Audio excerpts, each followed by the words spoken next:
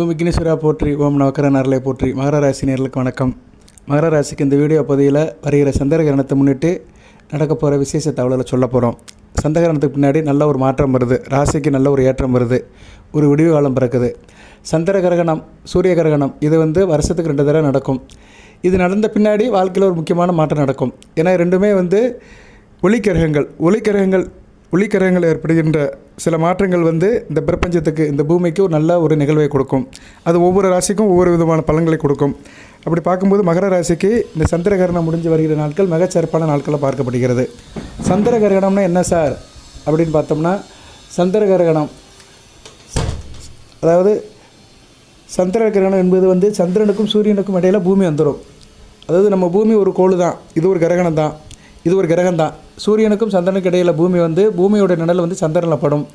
அந்நேரம் சூரிய கதிரில் படுறதுனால அந்த ஒளி சிவப்பு கலரில் தெரியும்.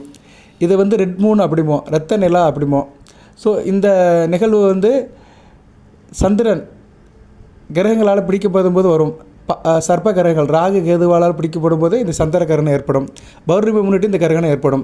சந்திர கிரகணம் பௌர்ணமி அன்னைக்கு நடக்கும். சூரிய கிரகணம் அமாவாசை முன்னிட்டு நடக்கும். ஸோ வருகிற மார்ச் 3ஆம் தேதி மார்ச் 3, 2026 இந்த கிரகணம் ஈவினிங் நடக்குது. சிம்ம ராசியில் நடக்கு. ராசிக்கு 2 8ஆம் இடத்துல நடக்கு. 2ஆம் இடத்துல ராகு, சூரியன், செவ்வாய், புதன். 8ஆம் இடத்துல கேது, சந்திரன். ஸோ இந்த அமைப்பில் கிரகணம் நடக்குது. இதன்படி என்னென்ன பலன்கள், அன்றைக்கி என்ன செய்யணும், எப்படி இருக்கணும்னு சொல்கிறோம். இந்த கிரகணம் இந்தியாவில் தெரியும். இந்தியாவில் தெரிகிற முதல் கிரகணம் 2026 இந்தியாவில் தெரிகிற முதல் கிரகணம் இந்த பகுதி நேர சந்திர கிரகணம். இந்தியாவில் சென்னையில், தமிழ்நாட்டில் ஒரு கால்வாசி தான் தெரியும். ஈவினிங் டயத்தில் கொஞ்சம் போல தான் தெரியும். மற்ற ஸ்டேட்லலாம் நிறைய தெரியும். சரியா? அசாம், மணிப்பூர், நாகாலாந்து, அருணாச்சல பிரதேசம், வடகிழக்கு மாவட்டத்தில் பரிபூர்ணமாக முழுமையாக தெரியும். ஏன்னா அந்தி சாயிற நேரத்தில் தான் அந்த கிரகணம் நடக்குது. மதியம் 3:10 மேலே தான் ஆரம்பிக்குது கிரகணம். 3:10 மேலே 3:20 மேலே ஆரம்பித்து சாயந்தரம் 6:47 வரைக்கும் நடக்குது. பொதுவாக சந்திரன் ஒரு 6:30 மணிக்கு மேலே தான் வருவார். 7 மணிக்கு மேலே தான் சந்திரனுடைய ஒளி நமக்கு தெரியும், சந்திரனை பார்க்க முடியும். ஸோ அந்தி சாயிற நேரத்தில் நடக்கிறதுனால சந்திரன் நமக்கு தெரிய மாட்டார். ஆனால் சில இடத்துல தெரியவார், அவங்களுக்கு கிரகணம் முழுமையாக தெரியும். இருப்பினும் நம்ம தமிழ்நாட்டில் அந்த ஈவினிங் ஒரு 6:45 7 மணிக்கு அதோடய தாக்கம் தெரியும். அதனால் கோயிலில் நட சாத்தி தான் இருப்பாங்க. சரியா? மார்ச் 3ஆம் தேதி காலையில் 9 மணிக்கு நட சாத்திடுவாங்க. சூதகாலம் 9:20 ஆரம்பிக்குது. காலையில் 9:20 ஆரம்பித்து அன்றைக்கி இரவு முழுக்க இருக்குது. ஸோ மகர ராசினியர்களுக்கு என்ன வேண்டுகோள் வைக்கப்படுகிறதுன்னா, கிரகணத்தை அன்றைக்கி மார்ச் 3ஆம் தேதி மாசி 19 செவ்வாய்க்கிழமை அன்றைக்கி பௌர்ணமி அன்றைக்கி என்ன பண்ணணும், இறை வழிபாடு பண்ணணும். நான்வெஜ் சாப்பிடாதீங்க, சுத்தபத்தமாக இருங்க. கர்ப்பிணி பெண்கள் சாயந்தரம் ஆஸ்பத்திரிக்கு எங்கேயும் போகாதீங்க, வெளியே போகாதீங்க. சிறு குழந்தை வச்சுருக்கிறவங்களும் வெளியே போகாதீங்க. ஏன்னா கிரகணம் தமிழ்நாட்டில் தெரியும். சரியா? இந்தியாவிலும் தெரியும், தமிழ்நாட்டிலையும் தெரியும். அதோடய தாக்கம் பெருமளவு இருக்கும். கோயில் நடலாம் சாத்திடுவாங்க. ஸோ வீட்டிலே இருக்கிறது பரிந்துரைக்கப்படுகிறது. சாப்பாடு பொருட்களை துளசி இலையை போட்டுருங்க. அது காலையில் சமைச்சு வச்சுருங்க. 9 மணிக்குள்ளே சமைச்சு முடிச்சுருங்க. காலை சாப்பாடு, மதிய சாப்பாடெல்லாம் 9 மணிக்குள்ளே சமைச்சு முடிச்சுருங்க. அதில் துளசி இலையை போட்டு வைங்க. தட்டுக்கு மேலே துளசி இலையை போட்டு வைங்க, இல்லைன்னா தர்ப்பப்பல்ல போட்டு வைங்க. மதிய சாப்பாடை 12:20 சாப்பிட்டு முடிச்சுருங்க. சார் நான் வயதானவன் சார், முன்ன பின்ன இருக்கிறேன்னா கொஞ்சம் பார்த்து சாப்பிடுங்க. இருப்பினும் 3 மணிக்குள்ளே சாப்பிட்ருங்க. ஏன்னா 3:19 தான் கிரகணம் ஆரம்பிக்குது. அதனால் மதிய சாப்பாடு மார்ச் 3ஆம் தேதி 3:19 சாப்பிட்டு முடிச்சுருங்க. 3 மணிக்கு மேலே சாப்பிட வேண்டாம். சாயந்தரம் என்ன பண்ணுங்கன்னா, கிரகணம் 7 மணிக்கு முடிஞ்சு போயிடும். 7 மணிக்கு முடிஞ்சு போயிட்ட பின்னாடி குளிக்க முடிக்கிறவங்க குளிங்க, இல்லைன்னா தலையில் தண்ணியை தொளிச்சிருங்க, தீர்த்தத்தை தொளிச்சிருங்க. தீர்த்தம் எப்படி சார் தொளிக்கணும் அப்படின்னா, கொஞ்சம் கல் உப்பு, மஞ்சள், பன்னீர் கலந்து அந்த தண்ணியை தலையில் தெளிச்சிட்டு 3 தடவை தெளிச்சிட்டு சிவாய நமகன்னு பக்கத்தில் இருக்க விநாயகர் கோயிலுக்கு போயிட்டு விளக்கு போட்டு வந்துடுங்க. 3 நட்சத்திரமே போகணும். ஏன்னா செவ்வாயும் அதில் பீடிக்கப்படுகிறார், கிரகணத்தில் இருக்கிறார். சந்திரனும் கிரகணத்தில் இருக்கிறார், சூரியனும் கிரகணத்தில் இருக்கிறார். உத்திராட நட்சத்திரத்துக்கு உண்டான சூரியனும், திருவோண நட்சத்திரத்துக்கு உண்டான சந்திரனும், அவிட்டத்துக்கு உண்டான செவ்வாயும் கிரகணத்தில் இருக்கிறதுனால 3 நட்சத்திரக்காரங்களும் மகர ராசியில் கண்டிப்பாக கோயிலுக்கு போகணும். மார்ச் 3ஆம் தேதி இரவு 8 மணிக்கு கோயிலுக்கு போயிருங்க. 8 மணிக்கு கோயிலுக்கு போயிட்டு உங்கள் கடமைகளை செய்யுங்க. சரியா? மற்றபடி வேறு ஒன்றும் பிரச்சனை இல்லை. மார்ச் 3ஆம் தேதி இரவு 8 மணிக்கு எங்கேயாச்சும் வெளியே போகிறோம் சார், வெளியூர் போகிறோம், தூரதேசத்துக்கு போகிறோம் அப்படின்னா கையில் விபூதியை வச்சுக்கோங்க. சரியா? விபூதியை வச்சுக்கோங்க. எது சாப்பாடு பொருள் கொண்டு போனாலுமே அதை பந்துசாக பார்த்துக்கோங்க. ஏன்னா கிரகணம் முடிஞ்ச பிறகு சாப்பாடு பொருளை சாப்பிடலாம், ஒன்றும் பிரச்சனை கிடையாது. பட் விபூதியை வச்சுக்கோங்க. ஏன்னா அதோடய தாக்கம் இருக்கும். ஏன்னா கிரகணம் முடிஞ்சு அந்த கிரகணம் சந்திரன் அவர் பூர நட்சத்திரத்தெல்லாம் பாதிக்கப்படுறாரு. சுக்கிர நட்சத்திரத்தில் தான் கிரகணம் நடக்குது. சரியா? சுக்கிர நட்சத்திரத்தில் கேதுவும் சந்திரன் ஒன்று சேர்றாங்க. அவர் பூர நட்சத்திரம் முடிஞ்சு அவர் உத்திர நட்சத்திரம் வர வரைக்கும் ஒரு நாள் முழுக்க ஆகும். அதனால் விபூதி கையில் இருக்குது நல்லது. சரியா? வெளியூர் போகிறவங்க மார்ச் 3ஆம் தேதி வெளியூர் போகிறோம் சார், வேலை விஷயமா இரவில் எங்கேயோ போகிறோம், பிரயாணம் பண்ணுறோம் அப்படிங்கிறவங்க பாக்கெட்டில் விபூதி வச்சுக்கோங்க. ஓகே நேயர்களே, இது வந்து ஒரு சம்பிரதாயம் தான். எல்லாத்துக்கும் தெரியும் கிரகணத்தன்னைக்கு என்ன செய்யணும் என்ன செய்யக்கூடாதுன்னு. எக்காரம் முன்னிட்டு மார்ச் 3ஆம் தேதி நான்வெஜ் சாப்பிடாதீங்க. சரியா? நான்வெஜ் எடுக்காதீங்க. ஆண்களுக்கு வந்து வலியுறுத்தப்படுகிறது. இதை யாரும் தப்பாக எடுத்துக்காதீங்க. நல்ல எண்ணம் சொல்லி தான் சொல்கிறேன், நல்ல எண்ணத்தில் தான் சொல்கிறேன். ஆல்கஹால் எடுக்காதீங்க. சரியா? மார்ச் 3ஆம் தேதி ஆண்கள் யாரும் ஆல்கஹால் எடுக்காதீங்க. நல்ல விதமாக பார்க்கப்படுகிறது. இரவில் தூங்க போகும்போது சிவ நாமத்தை சொல்லிட்டு போங்க. சிவனாவுடைய நாமத்தை நினச்சிக்கிட்டு நெற்றியில் விபூதி பூசிட்டு படுத்திங்கன்னா மிகச்சிறப்பாக இருக்கும். நல்ல விதமாக பார்க்கப்படுகிறது. ஸோ மகர ராசிக்கு வந்து இந்த கிரகணத்தை முன்னிட்டு சில தகவல்களை சொல்லியிருக்கிறேன், எப்படி இருக்கணும்னு சொல்லியிருக்கிறேன். அதை ஃபாலோ பண்ணிக்கோங்க. இப்போ வந்து பலன்கள் எப்படி சார் இருக்குது அப்படின்னா, ராசிக்கு 2ஆம் இடத்துல கிரகணம் நடக்குது, தன குடும்ப வாக்குஸ்தானத்தில்.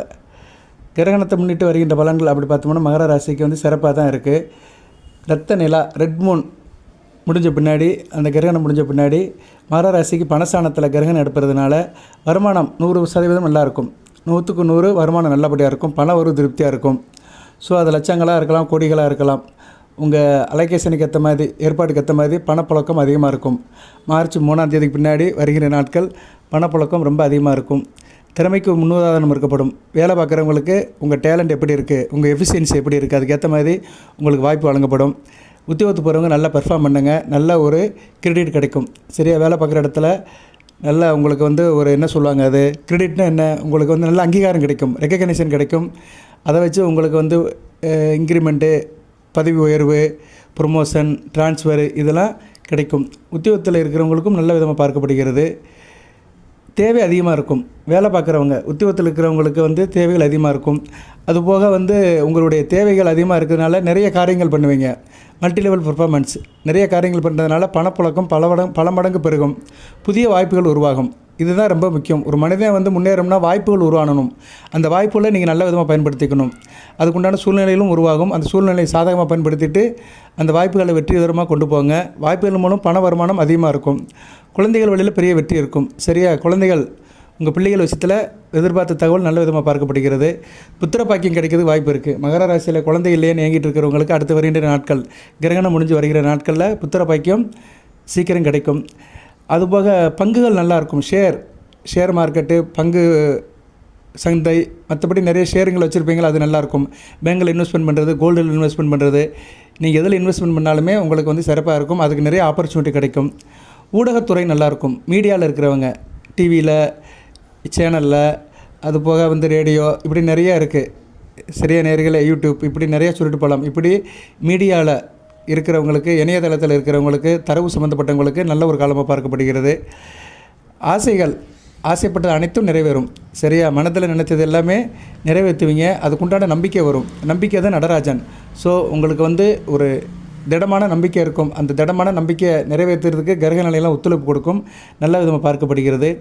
தொழில், வியாபாரம், வணிகம் இதில் நல்ல ஒரு ஏற்றம் இருக்கும். வருமானத்துக்கு பஞ்சம் இருக்காது. மிகச்சிறப்பாக பார்க்கப்படுகிறது. ஸோ மகர ராசிக்கு இந்த கேது கிரகஸ்த சந்திர கிரகணம் வந்து நல்ல ஒரு முன்னேற்றத்தை கொடுக்கும். நல்ல விதமாக பார்க்கப்படுகிறது. எந்த விஷயத்தில் சார் கவனமாக இருக்கணும் அப்படின்னா, சில பேருக்கு வந்து ஃப்ளக்சுவேஷனாக இருக்கும். ஃபினான்ஷியல் பொசிஷன் வந்து ஏற்ற இறக்கமாக இருக்கும். ஸ்டெபிளாக வச்சுக்கோங்க.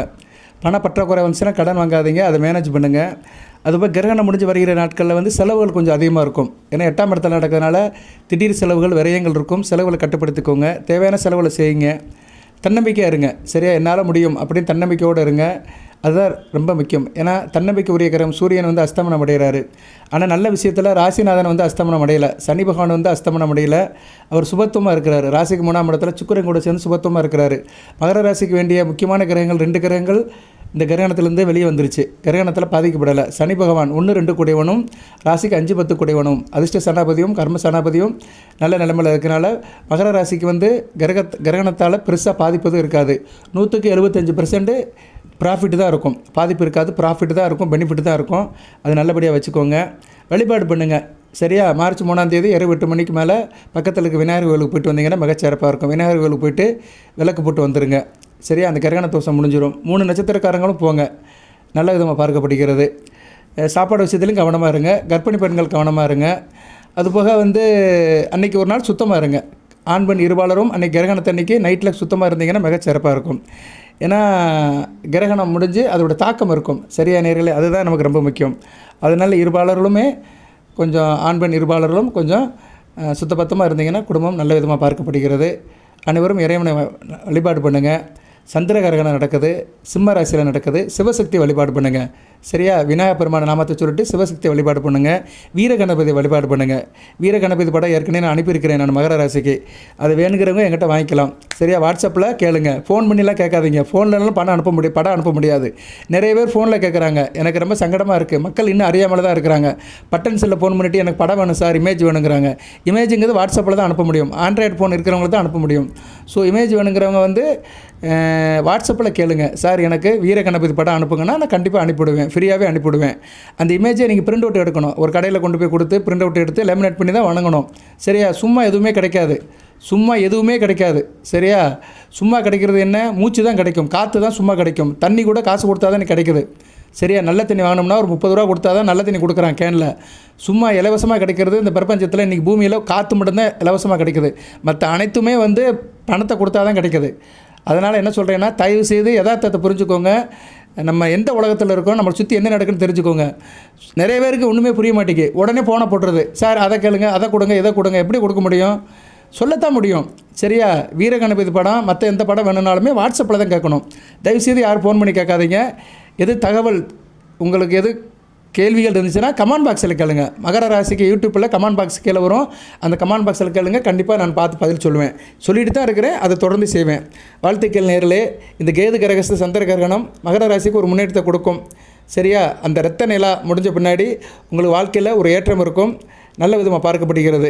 வாழ்த்துக்கள். வழிபாடு பண்ணுங்கள். நலமுடன் இருங்க. எல்லாம் வல்ல இறைவன் மகர ராசி நேயர்களுக்கு சில சௌபாகியத்தையும் சில ஐஸ்வர்யத்தையும் சில நன்மையிலும் கொடுப்பார். அனைத்து வளநலங்களை பெற்று தேக ஆரோக்கியத்துடன் தீர்க்காலுடன் நீடியோடு வாழ்க, நிறைந்த வளம் பெறுக. நன்றி நேயர்களே.